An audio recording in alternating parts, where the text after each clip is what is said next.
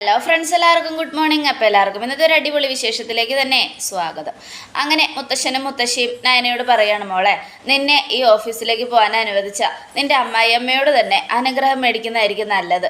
അത് കേട്ടതും നയന ദേവയാനിയുടെ അടുത്തേക്ക് ചെന്നു. അമ്മയെ എന്നെ അനുഗ്രഹിക്കണം എന്നും പറഞ്ഞ് നമ്മുടെ നയന ദേവയാനിയുടെ കാൽക്കല്ലിൽ വീഴുക.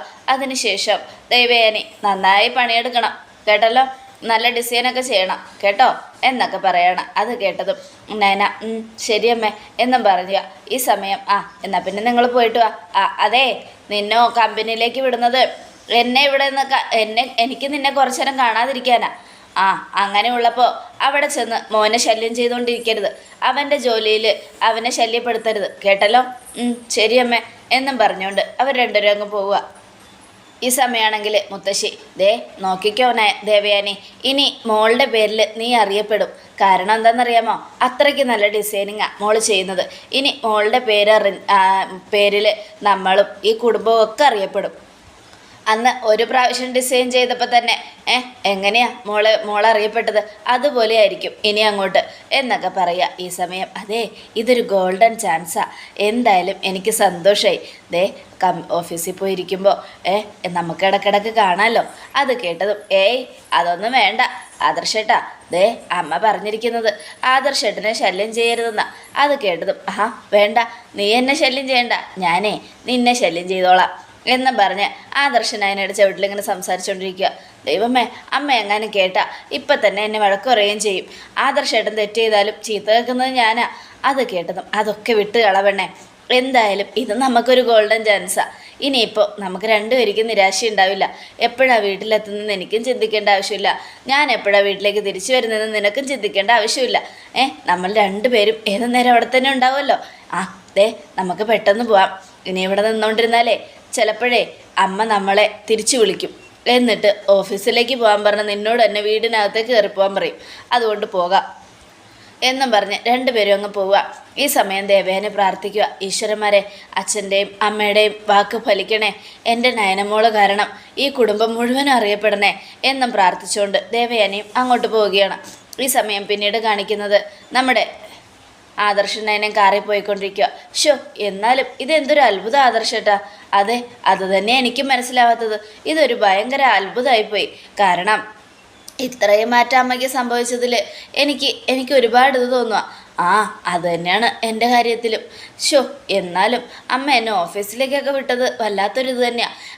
ഇടയ്ക്ക് അമ്മ പോയി ആ പുരോഹിതനെ കണ്ടിരുന്നു. എനിക്ക് തോന്നുന്നു ആ പുരോഹിതൻ എന്തോ അമ്മയോട് പറഞ്ഞിട്ടുണ്ട്. അതാ അമ്മയുടെ മാറ്റത്തിൻ്റെ കാരണമെന്ന് തോന്നുന്നേ. അങ്ങനെയൊന്നും എനിക്ക് തോന്നുന്നില്ല. എനിക്ക് തോന്നുന്നത് ആദർശേട്ടനോടുള്ള ഇഷ്ടം കൊണ്ടാണ് അമ്മ ഇങ്ങനെയൊക്കെ ചെയ്യുന്നത്. പിന്നെ മുത്തശ്ശനെയും മുത്തശ്ശിയെയും വെറുക്കാനും പറ്റില്ലല്ലോ, അവരെ വെറുപ്പിക്കാനും. അതുകൊണ്ടൊക്കെ ആയിരിക്കും. എന്തായാലും ഇത് നമുക്കൊരു ഗോൾഡൻ ചാൻസ് അല്ലേ. ഇത് നമ്മൾ ഒരിക്കലും പാഴാക്കരുത്. ഇവിടെ നീ വലിയ ഡിസൈനർ ആവണം, വലിയ ഡിസൈനറായി നീ അറിയപ്പെടണം എന്നൊക്കെ പറയുവാണ്. ഇതേ സമയം പിന്നീട് കാണിക്കുന്നത് നമ്മുടെ ജലജയെയും അഭിയെയും ജാനകിയുമാണ്. എന്നാലും ഇതൊരൊന്നൊന്നര പണിയായിപ്പോയി. ഏട്ടത്തി എന്തിനാ അവളെ ഓഫീസിലേക്ക് പറഞ്ഞു വിട്ടത്? അവളെ കാണാതിരിക്കാൻ വേണ്ടിയാണെന്നാണ് പറഞ്ഞത്. പക്ഷെ എന്നാലും അവൾക്കതിൽ നല്ല ലാഭം ഉണ്ടാവുമല്ലോ. അതുപോലും ചിന്തിക്കാതെയാണ് ഇങ്ങനെയൊക്കെ ഏട്ടത്തി ചെയ്തത്. അവൻ്റെ കൂടെ അവളെയും അങ്ങോട്ട് പറഞ്ഞു വിട്ട് അവൾ വലിയ ഡിസൈൻ ചെയ്ത് അവസാനം അവളുടെ പേരിൽ നമ്മളൊക്കെ അറിയപ്പെടേണ്ടി വരുമെന്നാണ് തോന്നുന്നത്. അത് ശരിയാ. പക്ഷെ എന്നാലും ഈ അമ്മായിക്ക് ഇതെന്താ പറ്റിയത്? ഇതുപോലെയൊന്നും അമ്മായി ചെയ്യാൻ പാടില്ലാത്തതാണല്ലോ. ആദ്യമൊക്കെ നയനയെന്ന് പറഞ്ഞാൽ തന്നെ അമ്മായിക്ക് കലിയ. ഇപ്പോൾ അവളെ പോയി വിളിച്ചോണ്ട് വരുതോ? അവളെ ആദർശനോടൊപ്പം പറഞ്ഞു വിടുന്നു. എന്നാലും ഇതൊക്കെ ഒരു കെണിയാണോ ട്രാപ്പാണോ എന്നൊക്കെ എനിക്ക് തോന്നുന്നുണ്ട്. അത് കേട്ടതും നമ്മുടെ ജാനകി അത് ശരിയാ, അത് എനിക്കും തോന്നി. കാരണം ഏട്ടത്തെ ഇത്രയും നാളും അവളെ സ്നേഹിച്ചിട്ടില്ല. എന്നാൽ ഇത്ര പെട്ടെന്ന് സ്നേഹിക്കണമെങ്കിൽ അതിൻ്റെ പിന്നിൽ എന്തൊക്കെയോ കാരണങ്ങളുണ്ടാവും. ഹോസ്പിറ്റലിൽ നിന്ന് വന്ന ഏട്ടത്തെ ആകെ മാറിപ്പോയെന്നാണ് നമ്മൾ കരുതിയിരിക്കുന്നത്. എന്നാൽ ചിലപ്പോൾ സംഭവിച്ചത് തിരിച്ചാണെങ്കിലോ? എന്ത് തിരിച്ച്? അല്ല, ഹോസ്പിറ്റലിലാകാൻ കാരണക്കാരി നയനയാണല്ലോ. ഏട്ടത്തി കുടിച്ച പാലിൽ വിഷം കലർത്തിയതും അവളായിരിക്കും. അങ്ങനെ ആ പാല് കുടിച്ചുകൊണ്ടാണല്ലോ മരണത്തെ മുഖാമുഖം കാണേണ്ടി വന്നത്. ചിലപ്പോൾ അതുകൊണ്ട് ഏട്ടത്തി അവളെ കൊല്ലുന്നതിന് മുമ്പ് വളർത്തുമായിരിക്കും, നന്നായിട്ട് വളർത്തുമായിരിക്കും. എനിക്കും അങ്ങനെയൊക്കെ തോന്നുന്നുണ്ട്. എന്തായാലും നമുക്ക് നോക്കാം. എങ്ങനെയെങ്കിലും ഏട്ടത്തി അവളെ ഒന്ന് കൊന്നാൽ മതിയായിരുന്നു. അങ്ങനെ കൊന്നിരുന്നെങ്കിൽ സമാധാനത്തോടെ ഈ വീട്ടിൽ കഴിയായിരുന്നു എൻ്റെ മരുമകൾക്കും എനിക്കും എന്നൊക്കെ പറഞ്ഞുകൊണ്ട് അവരിങ്ങനെ സംസാരിച്ചുകൊണ്ട് നിൽക്കുക. എന്നിട്ട് ഓ അവളുടെ മരുമോളാണ് പോലും, അവളുടെ മരുമോള് കാരണം നമ്മുടെ സമാധാനം പോയി. മൂന്നെണ്ണത്തിനെ അടിച്ചു തുരത്തി വീട്ടിൽ നിന്നും എങ്ങോട്ടെങ്കിലും പറഞ്ഞു വിടണമേ, അത് ശരിയാ. എന്നിട്ട് നമുക്കിവിടെ ഒരു വിലസണം. എന്നാലും നയനയുടെ ഒരു ഭാഗ്യേ. പക്ഷെ ഒരു കാര്യം ഞാൻ പറയാം, നയനെ അനാമികയും ഇതുവരെ വിശേഷം അറിയിച്ചിട്ടില്ല. എന്നാ ദേ നിന്റെ ഭാര്യ വിശേഷം അറിയിച്ചു, 7 മാസം തികയുകയും ചെയ്തു. ഇനിയിപ്പോൾ അവള് ഒരിക്കലും ആ കുഞ്ഞിനെ കളയാൻ പറ്റില്ല, അവളെ ദ്രോഹിക്കാനും ഈ വീട്ടിൽ നിന്നും അവളെ ഇറക്കി വിടാനും പറ്റില്ല. ആ കുഞ്ഞ് ജനിക്കും. ആ കുഞ്ഞ് ജനിച്ചു കഴിഞ്ഞാൽ നിനക്കും എനിക്കും അതൊരു വലിയ ബാധ്യതയാണ്. അത് നീ ചിന്തിച്ചു അബി. ഇനിയിപ്പോൾ എന്താ ചെയ്യുക?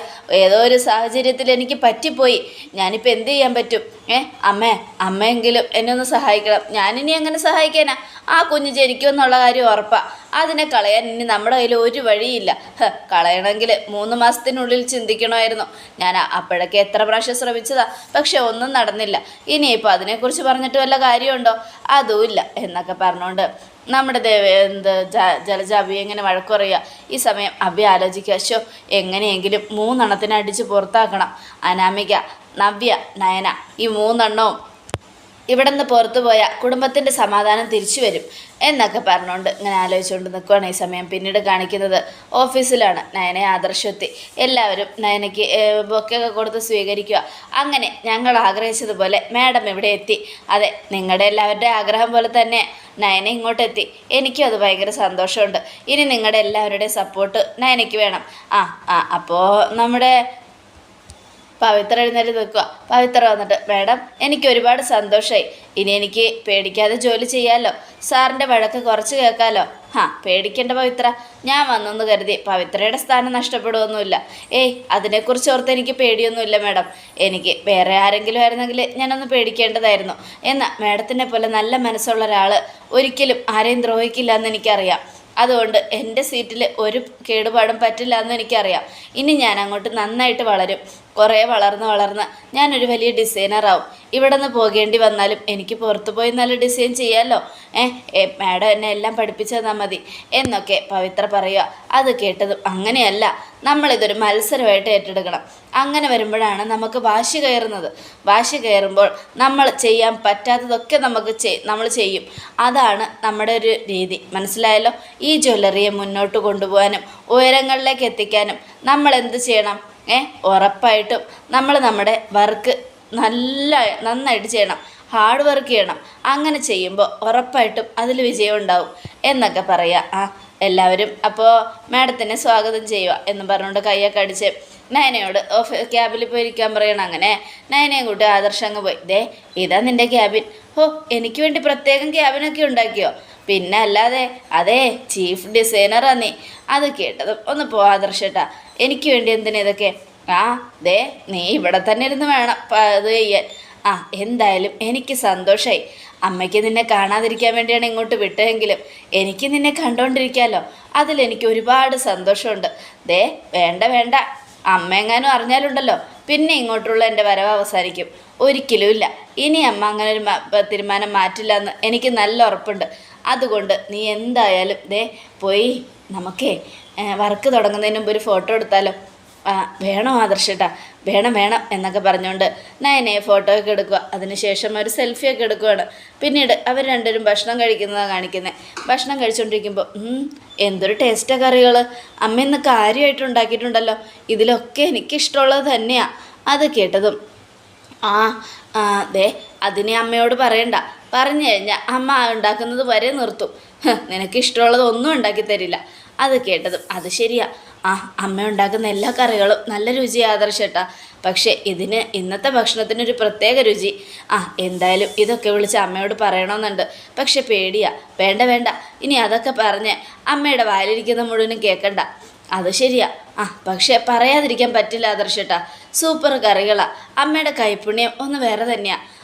ഇതുപോലെയായിരുന്നു മുത്തശ്ശിയെപ്പോലെ വേറൊരു മുത്തശ്ശി ഉണ്ടായിരുന്നു. ആ മുത്തശ്ശി നന്നായിട്ട് പാചകം ചെയ്യും. ആ മുത്തശ്ശി ഉണ്ടാക്കുന്ന ഭക്ഷണം കഴിച്ച് എല്ലാവരും മുത്തശ്ശിയെ പുകഴ്ത്തുന്നത് മുത്തശ്ശിക്ക് ഭയങ്കര ഇഷ്ടമാണ്. അങ്ങനെ ഒരു ദിവസം നമ്മുടെ മുത്തശ്ശി അടുക്കളയിൽ കയറി ഭക്ഷണം ഉണ്ടാക്കിയപ്പോഴുണ്ടല്ലോ ആ കറികൾക്ക് ഉപ്പും എരിവും ഒക്കെ കൂടും. അതെന്താ ആദർശേട്ടാ അങ്ങനെ? അതെന്താ അങ്ങനെയെന്നോ? ഈ മുത്തശ്ശിക്ക് ഇഷ്ടമല്ല വേറൊരാളെയും വേറെ ആരും പുകഴ്ത്തുന്നത്. അതുകൊണ്ട് അവരുണ്ടാക്കുന്ന ഭക്ഷണത്തിൽ ഉപ്പും മുളകുപൊടിയൊക്കെ വാരിയിടും. അങ്ങനൊരു സ്വഭാവം എൻ്റെ അമ്മയ്ക്കും ഉണ്ട്. അതുകൊണ്ടേ നമ്മൾ സൂക്ഷിക്കണം. നീ ഇങ്ങനെയൊന്നും നിന്നെ അമ്മയെ പുകഴ്ത്തിയാലും ഞാൻ നിന്നെ പുകഴ്ത്തില്ല എന്നൊക്കെ പറഞ്ഞുകൊണ്ട് ആദർശ് ഇങ്ങനെ സാരില്ല ആദർശേട്ടാ, എനിക്ക് കുഴപ്പമൊന്നുമില്ല എന്നൊക്കെ പറഞ്ഞുകൊണ്ട് നമ്മുടെ നയന ഇങ്ങനെ ഇരിക്കുകയാണ്. ഈ സമയം പിന്നീട് കാണിക്കുന്നത് നയന ഇങ്ങനെ ഡിസൈൻ ചെയ്തുകൊണ്ടിരിക്കുക. അപ്പോഴേക്കും ദേവയാനി മുറിയിലിരുന്നിട്ട് ഒരു ഇരിക്കപ്പുറതിയില്ല. ശരാ അവളെ ഒന്ന് വിളിച്ചാലോ എന്നൊക്കെ ആലോചിച്ചുകൊണ്ട് ദേവയാനി ഫോൺ എടുത്തു. എന്നിട്ട് നയനയെ വിളിക്കുക. അമ്മയാണല്ലോ. ഹലോ അമ്മേ, കഴിച്ചോ എന്നും ദേവയാനിയുടെ ചോദ്യം. കഴിച്ചമ്മേ, വയറ് നിറച്ച് കഴിച്ചു. പിന്നെ കറികളൊക്കെ സൂപ്പറായിട്ടുണ്ടായിരുന്നമ്മേ. അതുകൊണ്ട് ചോറ് തികഞ്ഞില്ല എന്നൊരു തോന്നലുണ്ടായി. അത് കേട്ടതും എൻ്റെ മോൻ അങ്ങനെ പറഞ്ഞോ? ഏയ് ആദർശേട്ടന് അങ്ങനെ ഒന്നും പറഞ്ഞില്ല. പക്ഷേ എനിക്കങ്ങനെ തോന്നി. അതെ, ഈ കാലത്ത് പെണ്ണുങ്ങളിങ്ങനെ കുറേ തിന്നത് അടിച്ചു കൊടുക്കാതിരിക്കുന്നത് നല്ലത്. ഈ ശരീരമായിരിക്കും ഭംഗി എന്നൊക്കെ ദേവയാനി പറയാ. പക്ഷെ എന്നാലും പറയാതിരിക്കാൻ പറ്റില്ലമ്മേ. ഇന്നത്തെ കറിയിൽ ഇത്രയും കൂടെ ചോറുണ്ടായിരുന്നെങ്കിൽ ഞാൻ ഉറപ്പായിട്ടും കുറച്ചുകൂടെ വാരി കഴിച്ചാനായിരുന്നു. അത്രയ്ക്ക് ഇഷ്ടപ്പെട്ടു. നല്ല രുചിയുണ്ട് അമ്മയുടെ കറി. ഞാനങ്ങനെ എൻ്റെ മോൻ പറയുമെന്നാണ് വിചാരിച്ചത്. അത് കേട്ടതും അതിനമ്മ ആദർശേട്ടന് അപ്പുറത്ത് ക്യാബിനിലല്ലേ അമ്മേ. എന്തായാലും നന്നായിട്ട് വർക്കൊക്കെ ചെയ്യുന്നുണ്ടോ? വർക്കൊക്കെ ചെയ്യുന്നുണ്ടമ്മേ.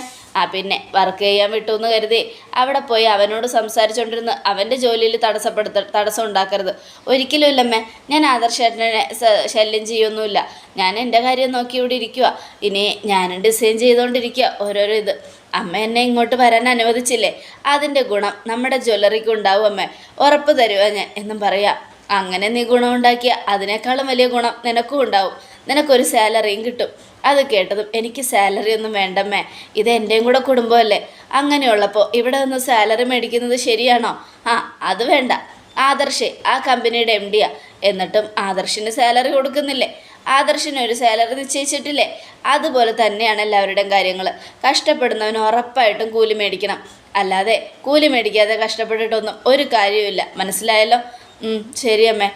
പിന്നെ വൈകുന്നേരം ആകുമ്പോൾ രണ്ടുപേരും നേരത്തെ ഇങ്ങ് വന്നേക്കണം. വേറെ എവിടെയും കറങ്ങി നടക്കരുത് കേട്ടല്ലോ? ശരിയമ്മേ. പിന്നെ ജ്വല്ലറിയിൽ ഡിസൈനൊക്കെ ചെയ്യുമ്പോൾ നന്നായിട്ട് ചെയ്യണം. ആരെയും കുറ്റം പറയുന്ന പോലെ ചെയ്യരുത്. ശരിയമ്മേ എന്നൊക്കെ പറഞ്ഞ് നയന തലയാട്ടുക. ഈ സമയം നമ്മുടെ ദേവയാനിക്ക് ചിരി വരിക. നയനയുടെ തല കുനിച്ചുള്ള അനുസരണം കണ്ടിട്ട്. പാവം, അവൾ എന്നെ അനുസരിച്ചുകൊണ്ടേ ഇരിക്കുക. ഞാൻ പറയുന്നതിനൊന്നും മറുവാക്ക് പറയാതെ ശരിയെന്ന് പറഞ്ഞുകൊണ്ടിരിക്കുക. എൻ്റെ മരുമോള് മിടിക്കുക. അവളെപ്പോലെ ഒരു മരുമോളെ കിട്ടാൻ പുണ്യം ചെയ്യണം. ഈശ്വരന്മാരെ, എൻ്റെ മരുമോളെ കാത്തോളണേ. ഹലോ അമ്മേ. ശരി എന്നാൽ ആദർശ് നന്നായിട്ട് ഭക്ഷണം കഴിച്ചല്ലോ അല്ലേ? കഴിച്ചമ്മേ. എന്നാൽ ശരി, ഞാൻ വയ്ക്കുക. വൈകുന്നേരം എത്രയും പെട്ടെന്ന് വീട്ടിലേക്ക് പോരെ. ശരിയമ്മേ എന്നും പറഞ്ഞുകൊണ്ട് നയന അപ്പോൾ ദേവേനെ ഫോൺ കട്ട് ചെയ്യുക. ഈ സമയം നയന എന്നാലേ അമ്മയ്ക്ക് ഇതെന്ത് തോന്നി? ഇപ്പം എന്തൊരു മയത്തിലാണ് എന്നോട് സംസാരിച്ചത്. അമ്മയുടെ സംസാരം ഇങ്ങനെയാണെങ്കിൽ എന്ത് രസമായിരിക്കും. എന്നും അനന്തപുരിയിൽ സന്തോഷം മാത്രമായിരിക്കും. ഈശ്വര, ഇനി എങ്ങാനും കരൾ കൊടുത്തത് ഞാനാണെന്നറിഞ്ഞ് അമ്മ എന്നെ വെറുക്കോ? അതാ എൻ്റെ പേടി. അല്ലെങ്കിലേ വെറുപ്പാണ്. എന്നാലും ഇപ്പോൾ ഇത്തിരി സംസാരിക്കുന്നൊക്കെയുണ്ട്. നാളെ അതറിഞ്ഞു കഴിയുമ്പോൾ ഒട്ടും സംസാരിക്കാതെയാവും. അതിൽ നല്ല ടെൻഷനും ഉണ്ട് എന്നൊക്കെ ആലോചിച്ചുകൊണ്ടിങ്ങനെ നിൽക്കുവാണ്. പിന്നീട് അനന്തപുരിയിലാണ് കാണിക്കുന്നത്. അടുക്കള കയത്ത് കയറി ദേവയാനി നല്ല പഴംപൊരി ഉണ്ടാക്കിക്കൊണ്ടിരിക്കുക. അപ്പോഴേക്കും മുത്തശ്ശി വന്നു. ഇതെന്താ മോളെ നീ ചെയ്യുന്നേ? കുറേ നേരമായല്ലോ നീ അടുക്കളയിലേക്ക് കയറിയിരിക്കുന്നേ. ഇത് ആർക്ക് വേണ്ടി നീ ഇത്രയും പലഹാരം ഉണ്ടാക്കുന്നേ? ആദർശ് ജോലിയും കഴിഞ്ഞ് വരുമല്ലേ അമ്മേ. അവ ക്ഷീണിച്ച് വരുമ്പോൾ എന്തെങ്കിലും കഴിക്കാൻ കൊടുക്കണ്ടേ? അതിനു വേണ്ടി ഉണ്ടാക്കിയതാ. ആദർശ് മാത്രമല്ലല്ലോ ഓഫീസിൽ പോയത്, നയനയില്ലേ? ഇതിലൊരുപാടുണ്ടല്ലോ. അവളും കഴിച്ചോട്ടെ. അവളോട് ഞാൻ കഴിക്കണ്ടെന്ന് പറഞ്ഞില്ലല്ലോ. എല്ലാവർക്കും കൂടെ തന്നെയാണ് ഞാൻ ഉണ്ടാക്കുന്നത്. എന്നാലും ദേവയാനി, നിനക്കിത് എന്താ പറ്റിയേ? മരണത്തെ മുഖാമുഖം കണ്ടു. ഈ വീട്ടിലുള്ളവരെ ഇനി വിഷമിപ്പിക്കരുത്. നിങ്ങളുടെയൊക്കെ സന്തോഷമാണ് ഇനി എൻ്റെയും സന്തോഷം. നന്നായി മോളെ. ഈ സ്വഭാവം ഇനി ഇവിടെ നിന്നെ ചൊടിപ്പിക്കുന്നവരുടെ മുൻപിൽ നീ മാറ്റാതിരുന്നാൽ മതി. അതാണ് മുത്തശ്ശി അമ്മയ്ക്ക് പേടി. കാരണം എന്താണെന്ന് വെച്ചിട്ടുണ്ടെങ്കിൽ ഇവിടെ നിന്നെ എരിപിരി കയറ്റാൻ രണ്ടെണ്ണം ഉണ്ടല്ലോ വേറെ. അവർ രണ്ടും കൂടെ ചേർന്ന് നിന്നെ ചിലപ്പോൾ മനസ്സ് മാറ്റിയിരിക്കും. ദേ നീ എന്തുണ്ടാക്കി കൊടുത്താലും എത്ര കുറ്റം ഉണ്ടെങ്കിലും ഒരു കുറ്റവും പറയാതെ നയനയും ആദർശവും അത് കഴിക്കും. നീ ആ ചോറ് എന്ത് വിളമ്പി കൊടുത്താലും വിഷം കൊടുത്താലും അമൃതാണെന്നും പറഞ്ഞ് കഴിക്കുന്നവരാ നിൻ്റെ മോനും മരുമോളും. അങ്ങനെയുള്ളപ്പോൾ നിനക്കതിൽ അഭിമാനിക്കാൻ ദേവയാനെ. അത് അങ്ങനെയുള്ള സർട്ടിഫിക്കറ്റ് ഒന്നും എനിക്ക് വേണ്ട. അമ്മ ഇതിന്ന് ഒരെണ്ണെടുത്ത് കഴിക്കേ. ഇനി ഇത് കഴിച്ചിട്ട് കുറ്റം പറയരുത്. ആദർശം എങ്ങാനും പറഞ്ഞാലോ അവൻ്റെ ഭാര്യ ഉണ്ടാക്കുന്നതാണ് നല്ലതെന്ന്, ഇനി അവൾ പറഞ്ഞാലോ അവൾ ഉണ്ടാക്കുന്നതാണ് നല്ലതെന്ന്, അങ്ങനെ ഒരിക്കലും നയനയോ ആദർശോ പറയില്ലെന്ന് എനിക്ക് നല്ല ഉറപ്പുണ്ട്. അതുകൊണ്ട് നീ ധൈര്യമായിട്ടിരിക്കേ. ഇല്ല അമ്മ ഒരെണ്ണെടുത്ത് കഴിക്കേ. അപ്പോൾ നമ്മുടെ മുത്തശ്ശിയെടുത്ത് ഒരെണ്ണം കഴിക്കുക.